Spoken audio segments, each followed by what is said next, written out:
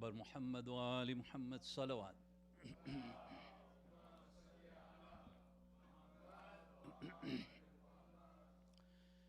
مسند غم بچھائی جاتی ہے،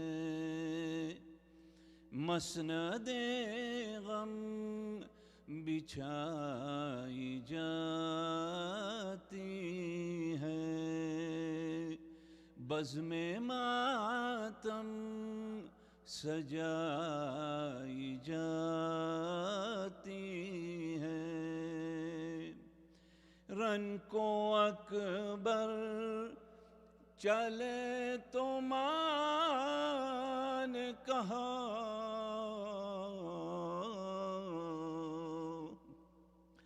رن کو اکبر چلے تو ماں نے کہا، عمر بھر کی کمائی جاتی ہے، مسند غم بچھائی جاتی ہے، خون میں ڈوبے ہے یوں علی اکبر،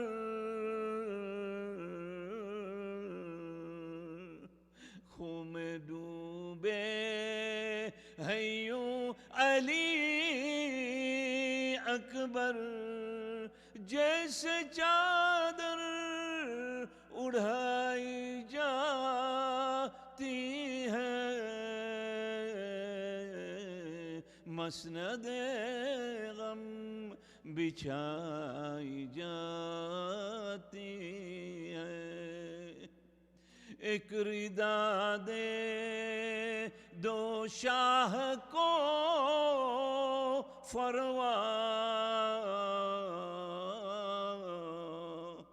ایک ردا دے دو شاہ کو فروا، لاش قاسم اٹھائی جاتی ہے،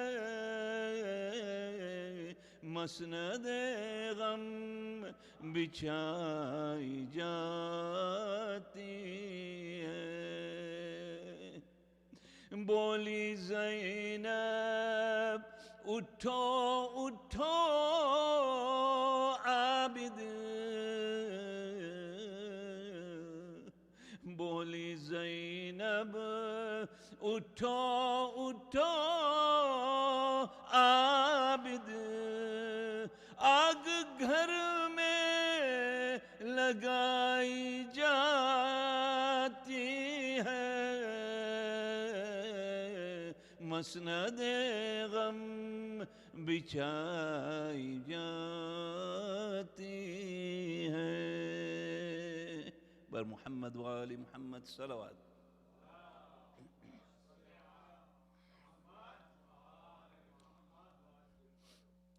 اعوذ باللہ من الشیطان الرجیم، بسم اللہ الرحمن الرحیم،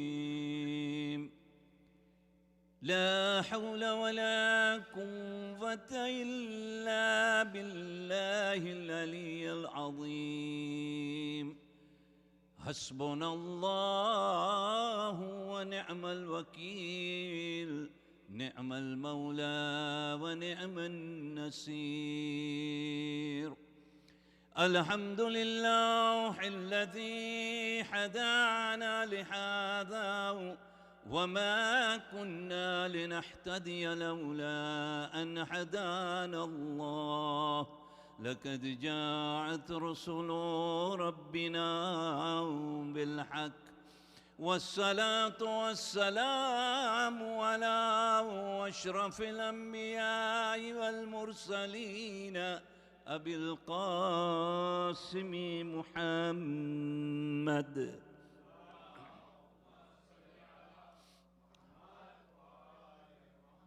روحي وجسمي وارواح العالمين لك الفداء يا ابن رسول الله. ثم السلام عليكم يا أهل الأزاي الحسين جميعا ورحمة الله وبركاته.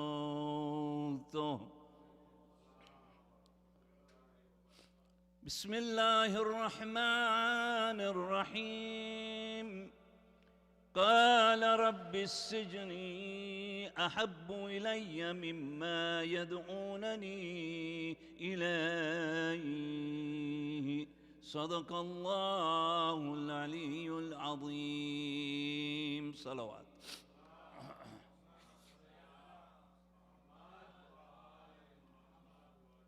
This ayah is from Surah Yusuf, and it says, Hazrat Yusuf had said, "O my Lord, the prison is more to my liking than that to which they invite me." Tonight we are here to commemorate these two Shahadats. One is, of course, Imam Musa Kadhim alayhi salam,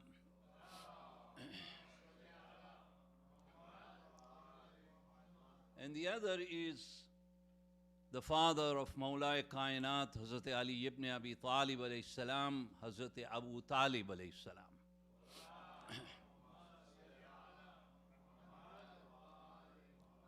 When it comes to Hazrat Abu Talib, the dates of his Shahadat have always been in dispute. If you notice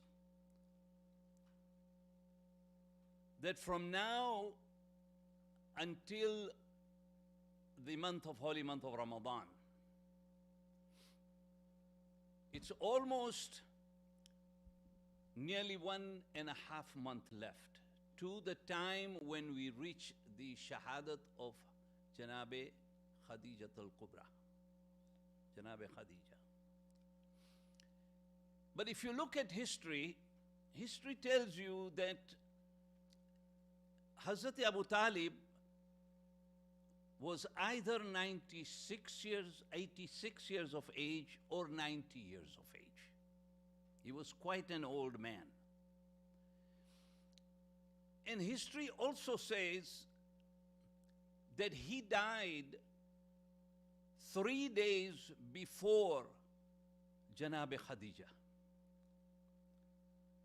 So in reality, when you look at the Shahadat of Hazrat Abu Talib, in most cases, it is actually on the 7th of the holy month of Ramadan, because that comes to 3 days, and the date for Janabe Khadija is not doubtful at all. So therefore, the time is only 3 days, and it would have to be in this month of the holy month of Ramadan. Tonight we are here also for Imam Musa Kadhim alayhi salam.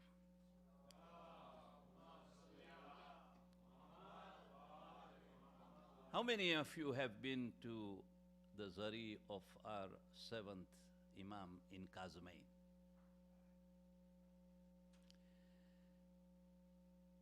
There are 2 shrines there. One is of the 7th Imam, the other is that of the 9th Imam. But interestingly, today almost, there are nearly over 6 million people at his shrine today. Since yesterday, so many people have gathered.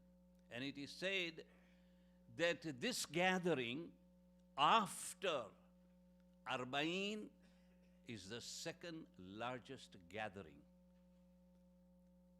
And there is absolutely no space where the shrine is. One of the titles that Imam alayhi salam has is the title of Babul Hawaij. It's the gateway to fulfill our hajats. He has been given this particular title. It is given to him because most scholars are of the opinion that when it came to the most miserable day and was the most difficult day for Abu Abdullah al-Hussein was one day on Ashura. But when it comes to the seventh Imam, it is said that the amount of harassment and the problems that he went through was for an entire year. If we say that Hazrat Ayyub was a prophet and Hazrat Ayyub's patience was higher than any other prophet of the time, then it is said that the seventh Imam's patience was higher than any other Imam. He suffered a lot. We hear very less of it, but he suffered quite a bit. And his door is known as Babul Hawaij. The problem with us Zawars, when we go for a ziyarah, we don't spend much time in Kazmain. We go there, at the most we will stay there for one night.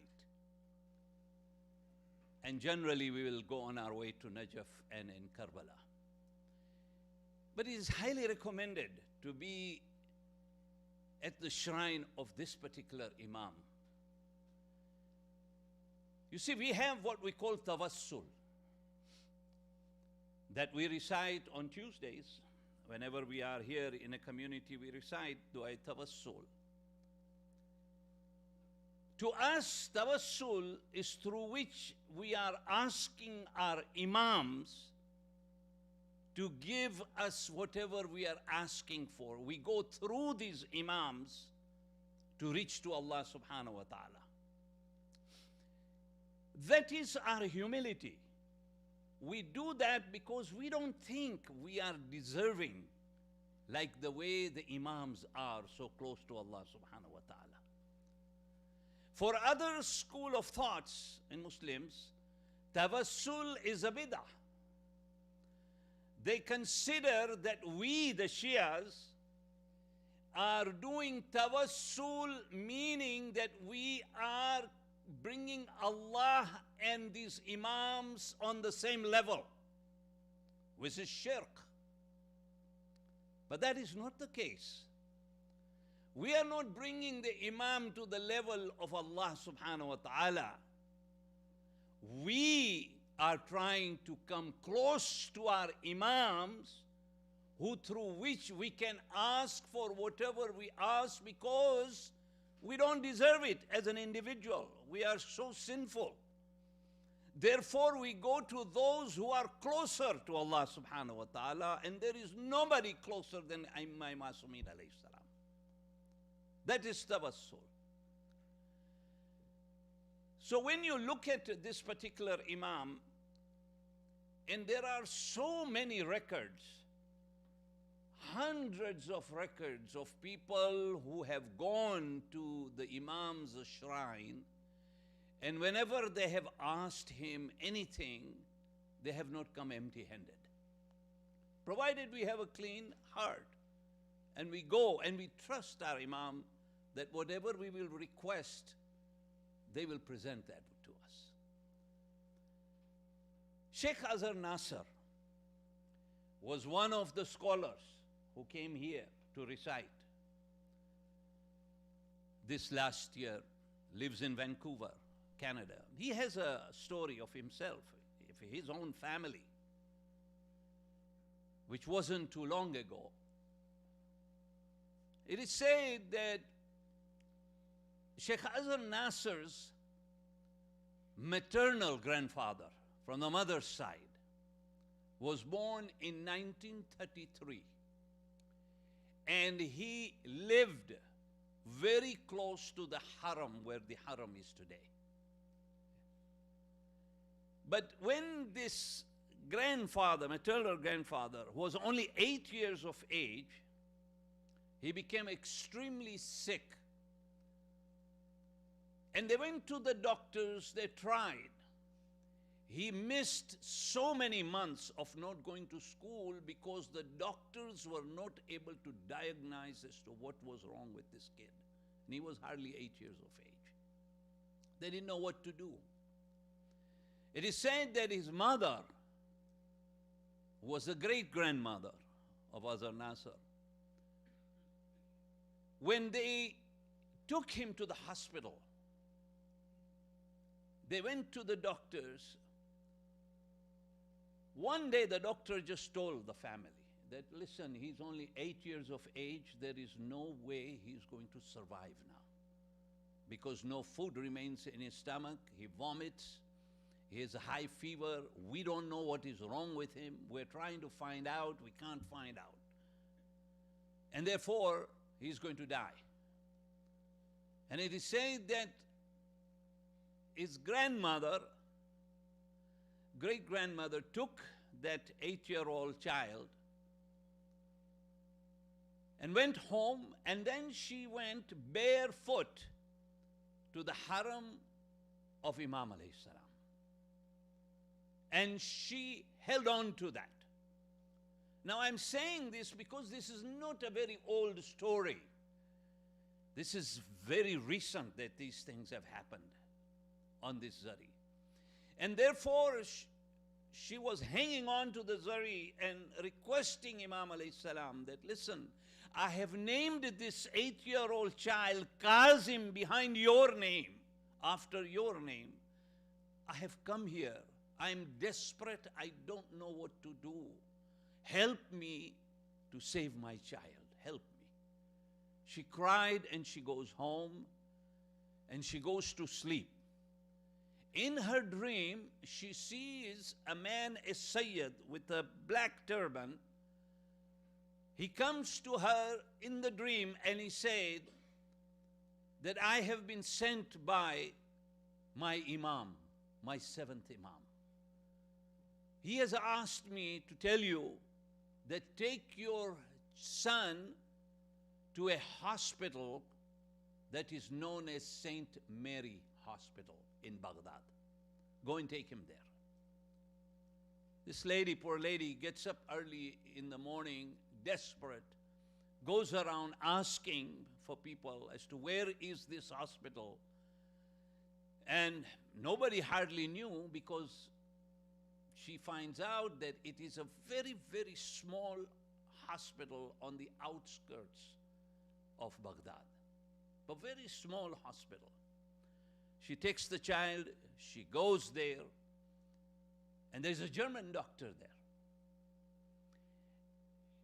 And it is said that ironically, when she walked into that hospital, this German doctor looked at this child's father and the mother, and he said, I know precisely what you have come here for. I will do the treatment of this child. And therefore, he did his studies and he finds out that on the back of his spine of this kid, there was fluid that was building up. And because of that, he was having the troubles that he was. And immediately, they treated him. This is what tawassul does, my brothers and sisters. When we go and we seek from Imam, we are not bringing that Imam up to Allah subhanahu wa ta'ala. We are trying to get as close as possible to our Imams so that our Imams can help us in all of the difficulties that we have.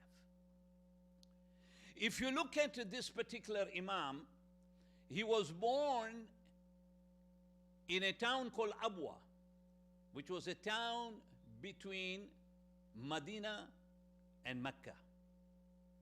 This is where the 6th Imam was living. When the sixth Imam was killed by Mansur Dawanki, who had poisoned our sixth Imam, they were wondering who is going to be the next Imam. Because the instructions for Mansur Dawanki was that as soon as the Imam passes away, find out who is the next Imam of the time. And they will declare that. He's telling his people, go and find out. Go to Abwa and find out what has happened. So they came. They came to Abwa. But Imam is an Imam. And Allah has His ways to protect His divine leadership. So as soon as they came there, they started to inquire, and they found out that Imam had written a wasiya, a will. And so they looked at that wasiya, and there were four. Now the instructions by Mansur Dawanki was that as soon as you find out who is going to be the next Imam after sixth Imam, kill him right there in Abwa. Don't take him anywhere. Kill him at that very moment. So now when they looked at the wasiya, it had four names. The first name was Mansur Dawanki's name. This is how Imam alayhi salam was trying to protect his son, the seventh Imam. And since he knew the orders were to kill him, so the first name he had was of Mansur Dawanki.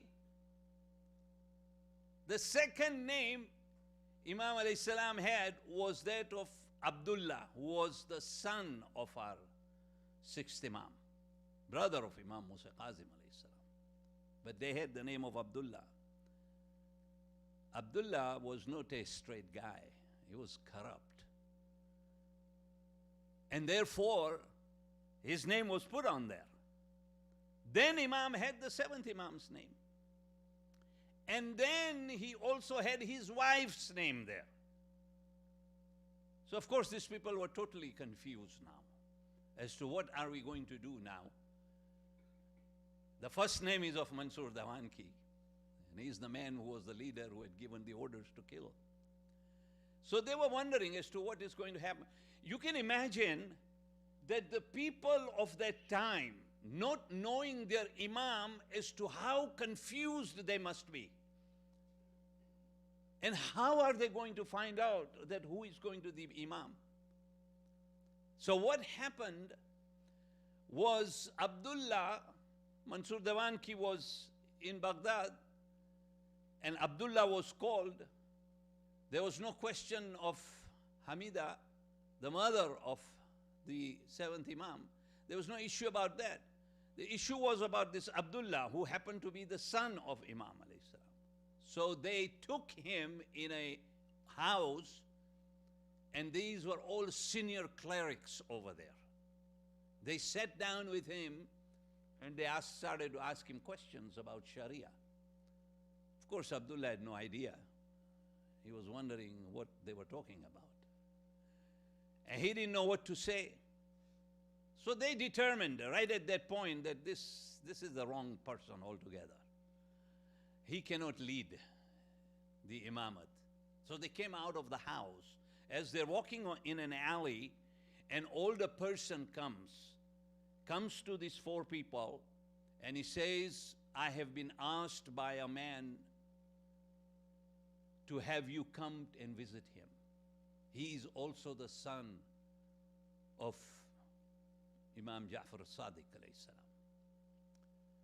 But they thought, the people, because there was so much fear at that time, and people were so reluctant to do anything in front of anybody. So as soon as they said that he has asked you, one of the persons whose name was Salman, he was asked, and he said, I will volunteer and I will go and see this person, because they were afraid that they might be taken away by some of the spies. So he said, I'll go alone, you guys stay behind.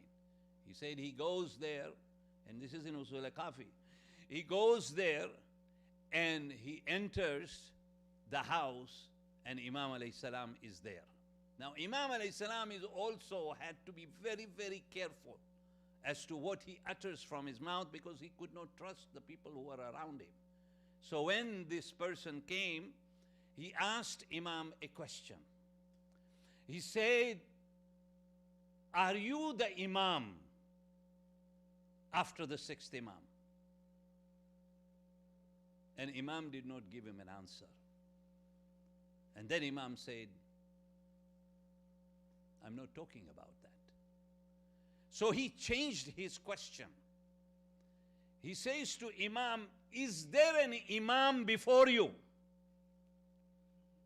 You see, he changed the question. And at that time, Imam alayhi salam said, "No, there is no Imam before me." Because the sixth Imam had passed away, so it was very obvious. And Imam alayhi salam, this is how the propagation of the seventh Imams being Imams started to come out. But remember, Imam alayhi salam had a powerful underground unit. It is said that it was so powerful that Harun al-Rashid was so scared that when Mansur Dawanki died and Harun al-Rashid goes to Mecca to perform Hajj, he sees that Imam alayhi salam is getting an enormous amount of response from people. People just loved the seventh Imam. And the seventh Imam alayhi salam was in Masjid Nabawi, and he was praying his salat. Harun al-Rashid told his guards, "Go and grab him now." But they said he's praying salat. They said, "Does not matter." That children of Harun are still present today in Saudi Arabia. They do the same thing. When they want to arrest someone, they'll do exactly the same thing. Even till today, you will notice how the guards will go and catch a person who is actually praying and break his prayers and take him away. And so they took him away and they brought him to Basra. He was imprisoned in Basra. He was under imprisonment at that time, and the person who had put him into prison was Harun al-Rashid, and he had done that with his son-in-law or he was brother-in-law, but he was related to Harun al-Rashid. And they had dug a very, very deep hole, just like a well was, very deep. And they placed Imam in that area. And it is said that when they looked from the top of this place, they could only see Imam in sajda. And the owner of that house used to say that I used to watch him every time, and I never found him outside of sajda except when he was doing his prayers, he was doing his salat, but otherwise he was always in sajda. The interesting thing is that when they grabbed this Imam and they brought him into Basra, you know what that Imam did? He raised his hand to Allah subhanahu wa ta'ala. He said, "Ya Allah, I was always looking for an opportunity where it could only be me and you. I thank you today that I have been put into a prison where now it will be only me and you." That is what Hazrat Yusuf says in this ayah of the Holy Quran. That when he is also put into the well, he says the same thing. And he says at that moment that truly this is, imagine for us, when we run into any difficulty, any trouble in life, the big question we have is, why me? Right? We say to Allah subhanahu wa ta'ala, somebody is sick, somebody is not feeling well. I am someone that is praying day and night, and Ya Allah, why me? But this was Imam alayhi salam. He was free at the time, but as soon as he was being taken to the prison, he's now saying that, Ya Allah, I thank you for giving me this opportunity so that I can spend my time with you now. And it is said that this prison, I have not been there, and I pray someday that may Allah give me an opportunity to go there, and all of us an opportunity to visit Kazimain. But if you look at this Imam, it is said that they had placed him in near Kazimain in a very, very deep hole. It was so deep, they said, much deeper than where he was first placed in Basra. And it was an underground tunnel inside where he was placed. Just imagine, he was just placed there. People were wondering. They were not hearing from Imam alayhi salam, they were wondering. So one of his companion paid some money to the soldier there and asked the soldier to give him access so that he can go down there. He is saying that it was such a difficult place. He said, I went all the way down into the deep hole, and I went underground, and I saw Imam there. And I said, oh my Imam, I saw he hardly had any weight in him. He said, I asked Imam, he said, when are you going to come out so that the people can see you? And Imam alayhi salam said, you will see me in 3 days. You go ahead. And he gathered the people, and they came near the prison after 3 days, thinking that out will come Imam alayhi salam. But instead of Imam, they saw his janazah coming out of the prison. Imam alayhi salam at that moment was poisoned and killed.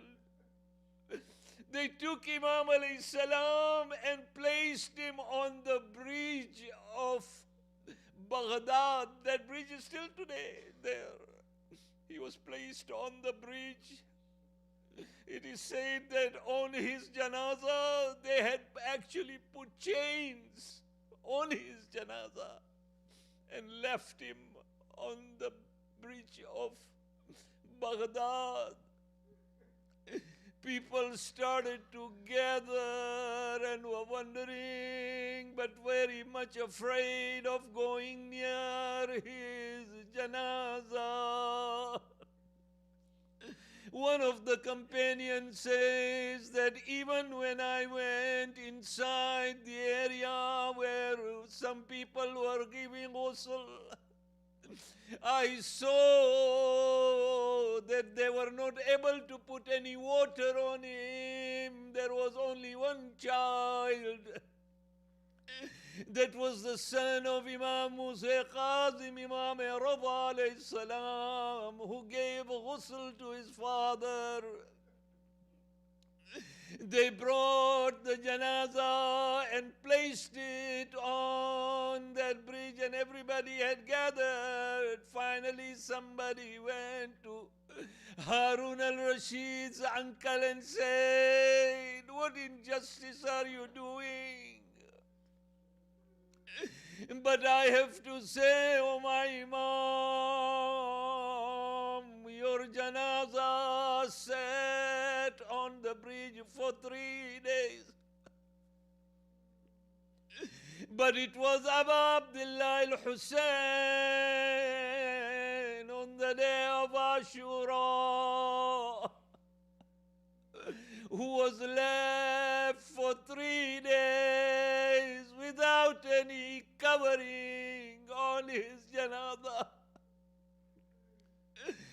This is the month in which on the 28th of Rajab, Imam goes to the cemetery. He goes at the middle of the night so nobody can see. He goes to the graveside of his mother and said, Mother, I'm bidding farewell. I'm going towards Makkah and Kufa.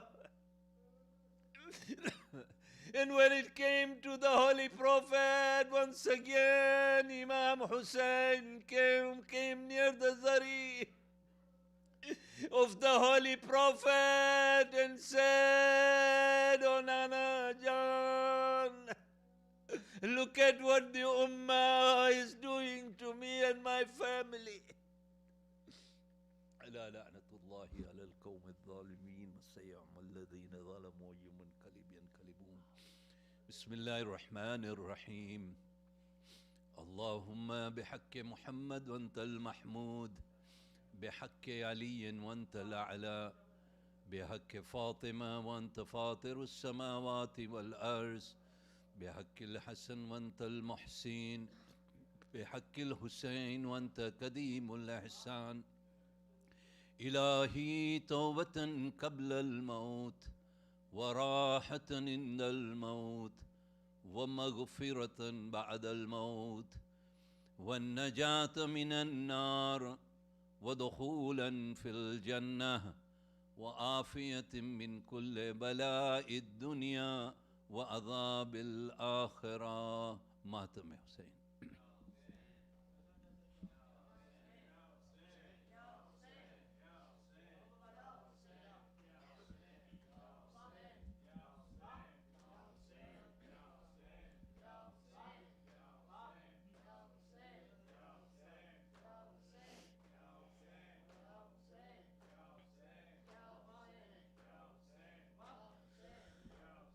آج Baghdad میں کوئی قیدی ہو گیا ہے رخا رضا مولا. آج Baghdad میں کوئی قیدی ہو گیا ہے رخا رضا مولا. پل پہ تیرے غریب بابا کا ہے جنازہ رکھا رضا مولا. آج بغداد میں کوئی قیدی ہو گیا ہے رخا رضا مولا. آج بغداد میں کوئی قیدی ہو گیا ہے رخا رضا مولا. ایک بی بی سرہانے بیٹھی ہے، کس نے جانے اسے خبر کی ہے. ایک بی بی سرہانے بیٹھی ہے، کس نے جانے اسے خبر کی ہے. ہاتھ پہلو پہ اپنے رکھے ہوئے آئی ہے فاطمہ رضا مولا. آج بغداد میں کوئی قیدی ہو گیا ہے رخا رضا مولا. آج بغداد میں کوئی قیدی ہو گیا ہے رضا مولا.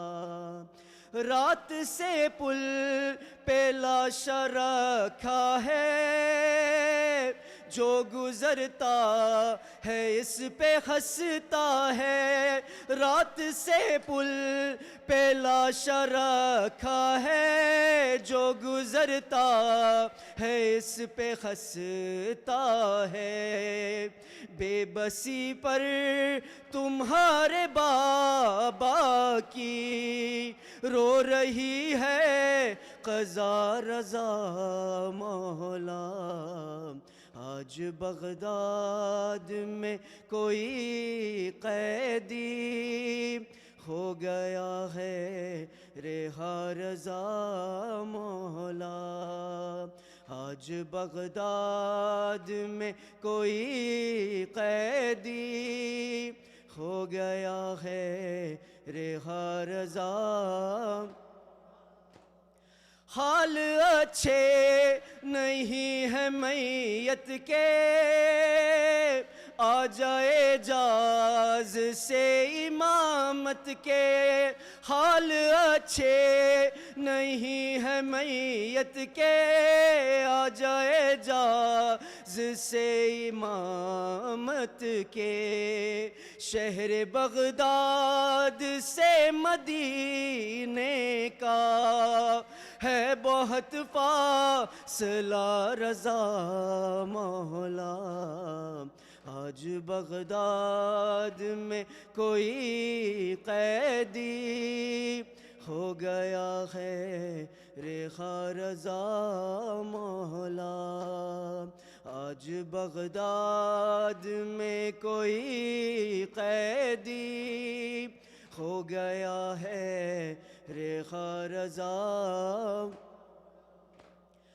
کبھی دادی کو یاد کرتا تھا کبھی بیٹی کو یاد کرتا تھا کبھی دادی کو یاد کرتا تھا کبھی بیٹی کو یاد کرتا تھا وقت آخر تھا اس کے ہونٹوں پر فاطمہ فاطمہ رضا مولا آج بغداد میں کوئی قیدی ہو گیا ہے رخا رضا مولا آج بغداد میں کوئی قیدی ہو گیا ہے